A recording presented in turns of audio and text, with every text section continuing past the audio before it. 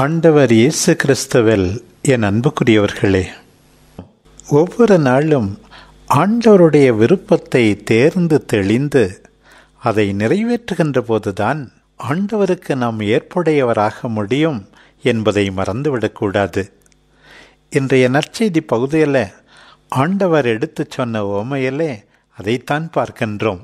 மத்தேயு நற்செய்தி 21ஆம் அதிகாரம் 28 முதல் 32 வரையுள்ள வசனங்கள். ஒரு மனிதருக்கு 2 புதல்வர்கள்.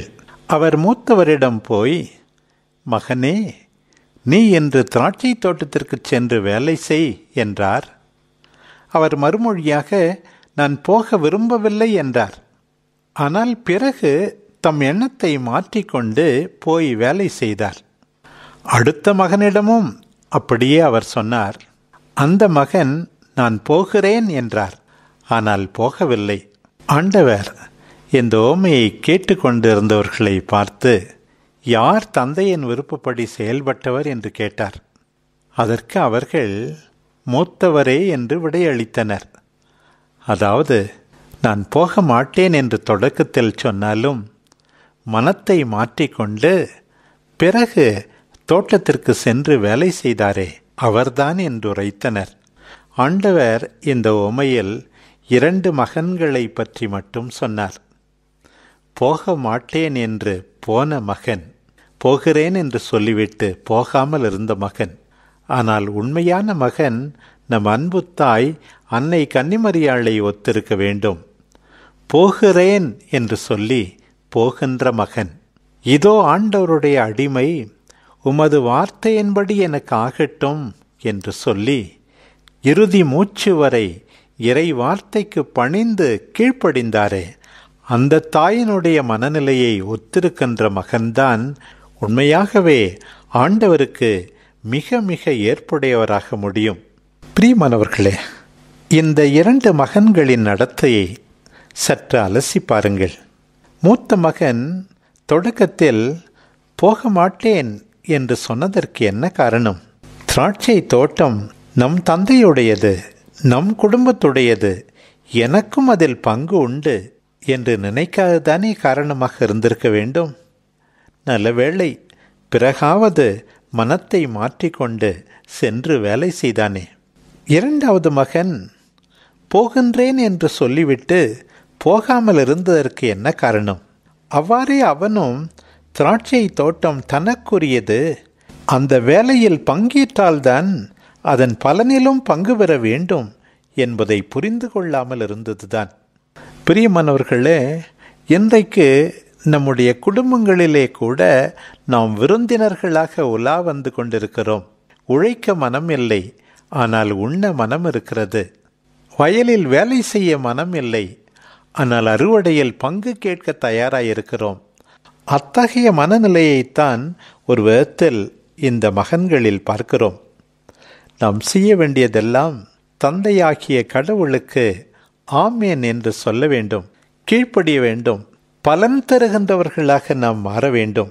வேலை செய்ய மனமில்லாதவர் பயனற்ற ஒரு வாழ்வு வாழ்கின்றார். அவர் எந்த விதமான கனிகளுக்கும் காரணமாக இருப்பதில்லை. ஆனால் மனத்தை மாற்றிக்கொண்டு தோட்டத்திற்கு சென்று வேலை செய்தவர் பாலைவனமாக இருந்த தோட்டத்தை கனிதரும் தோட்டமாக மாற்றுகிறவர். குடும்பத்தை, பங்கு சமூகத்தை, திரு அவையை தம்முடைய உழைப்பால் உண்மையாகவே உருமாற்றுகிறவர். இன்றைக்கு எத்தனையோ நல்ல உள்ளங்கள் மௌனமாக, ஆரவாரமின்றி, ஆர்ப்பாட்டமின்றி, இரகசியமாக கஷ்டப்பட்டு உழைத்து குடும்பத்தாருக்கும் சமூகத்துக்கும் நிறைய கனிகளை கொடுத்து கொண்டே இருக்கிறார்கள். அவர்களையெல்லாம் இறைவன் நிறைவாக ஆசிர்வதிக்கிறார். நிறை மகிழ்ச்சியால் அவர்களை நிரப்புகின்றார் என்பதில் சந்தேகமே இல்லை. ஒரு விதத்தில் திருமுழுக்கின் போது நாம் எல்லாருமே ஆண்டவரிடம் திராட்சை தோட்டத்துக்கு போகிறேன், வேலை செய்கிறேன் என்று வாக்களித்தவர்கள்தான். சாத்தானை விட்டு விடுகிறீர்களா? அதன் ஆரவாரங்களை எல்லாம் விட்டு விடுகிறீர்களா? எல்லாம் வல்லவரை நம்புகிறீர்களா என்ற கேள்விக்கெல்லாம் நாம் சரியான பதில் கொடுத்தோம். நாம் அன்றைக்கு கொடுத்த வாக்குறுதிக்கேற்ப வாழ்நாளெல்லாம் தொடர்ந்து வாழ்கின்றோமோ என்றால் அது கேள்விக்குறியாகத்தான் இருக்கிறது.